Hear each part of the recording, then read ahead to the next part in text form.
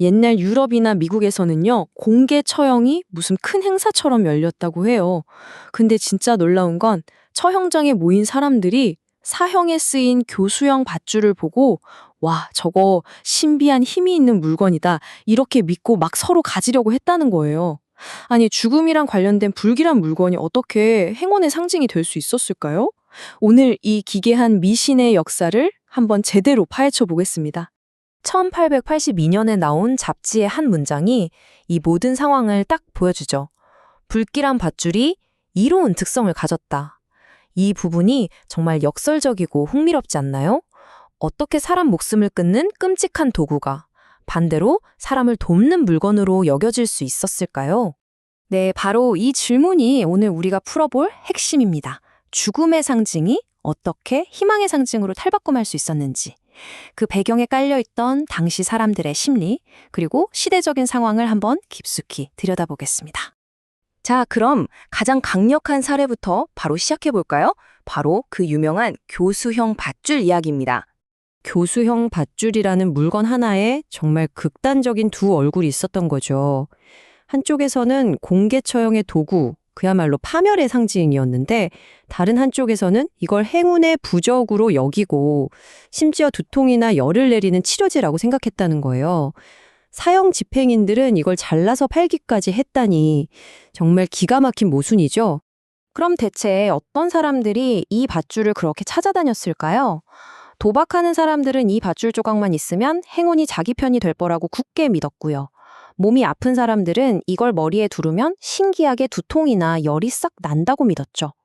처형을 구경하러 온 구경꾼들한테는 뭐랄까 좀 섬뜩한 기념품 같은 거였고 사형 집행인에게는 이게 아주 짭짤한 부수입원이 됐던 겁니다.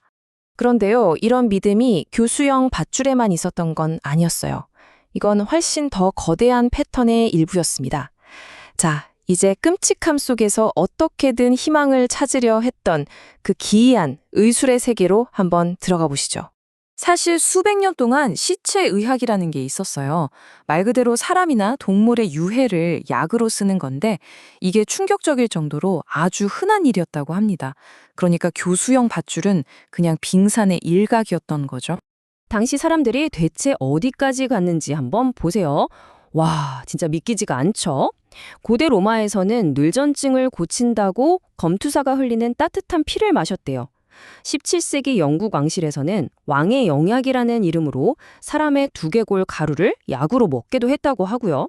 심지어 고대 바빌로니아에서는 악령을 쫓겠다고 사람 해골 옆에서 잠을 잤다는 기록도 있습니다. 정말 상상을 초월하는 처방들이죠. 아니 대체 왜 사람들은 이렇게 끔찍하고 말도 안 되는 걸 믿었던 걸까요? 이제 그 이유를 좀 파헤쳐 봐야 합니다. 이걸 이해하려면 과학이 없던 시절 그들의 세계관으로 들어가 봐야 해요. 핵심은 바로 초자연적 인과관계라는 개념에 있습니다. 당시 사람들은 병에 걸리거나 나쁜 일이 생기는 게 눈에 보이지 않는 어떤 힘, 예를 들면 신이 벌을 내렸거나 악령이 저주를 걸었기 때문이라고 믿었던 거죠. 우리가 지금은 당연하게 아는 세균이라는 개념이 없었잖아요. 그러니 병의 원인을 우리 몸 안에서 찾는 게 아니라 몸 밖의 어떤 영적인 세계에서 찾았던 거예요. 병에 걸리는 건 내 몸에 문제가 생긴 게 아니라 내 영혼에 문제가 생긴 거였죠. 흑사병이 이걸 아주 잘 보여주는 예입니다.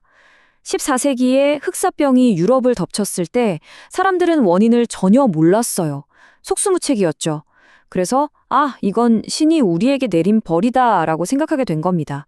그 결과는요, 자기 죄를 씻겠다며 스스로를 채찍질하는 사람들이 나타났고 심지어 유대인들이 우물에 독을 탔다는 헛소문을 퍼뜨리면서 그들을 희생양으로 잡는 끔찍한 일까지 벌어졌습니다.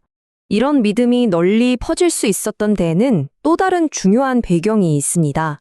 바로 당시의 문화인데요. 죽음과 폭력이 너무나 일상적인 구경거리였던 문화 말입니다. 그 시절 공개 처형은요, 지금 우리가 콘서트 보러 가는 것처럼 사람들이 모이는 일종의 사교 행사였어요. 프랑스의 데블러 가문 같은 사형 집행인들은 거의 연예인급 인기를 누렸고요. 사람들이 그 사람들 옷차림을 따라할 정도였다고 합니다. 심지어 어떤 범죄자들은 자기 몸에 내 머리는 데블러의 것, 이런 문신을 새기기까지 했대요. 죽음이 그만큼 일상에 가까이 있었다는 뜻이겠죠? 그런데 이렇게 잔인함에 익숙해진 건 우리가 과거를 바라보는 시각에도 좀 이상한 영향을 미쳤습니다.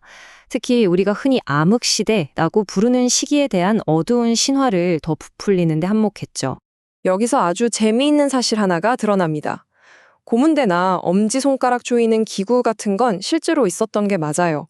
그런데 우리가 영화 같은 데서 흔히 보는 사람 모양 철관에 들어가면 못이 박히는 아이언 메이든 있죠? 그건 사실 19세기에 만들어진 발명품이에요. 중세가 훨씬 더 야만적이었다고 과장하기 위해서 만들어진 신화 같은 거죠. 이처럼 과거의 모습은 종종 부풀려지기도 합니다. 자, 이제 마지막으로 이런 과거의 믿음들을 오늘날 우리의 모습과 한번 연결해 보려고 합니다. 과연 우리는 이런 미신들로부터 완전히 자유롭다고 말할 수 있을까요? 유명한 극작가 테니시 윌리엄스가 이런 말을 남겼죠. 행운이란 스스로 운이 좋다고 믿는 것이다. 결국 행운이라는 건 어떤 강력한 심리적인 믿음의 문제라는 뜻이 아닐까요? 맞습니다.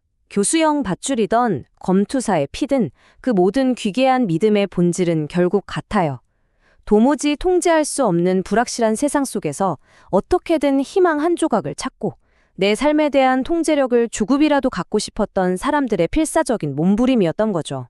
마지막으로 이 질문을 한번 던져보고 싶습니다.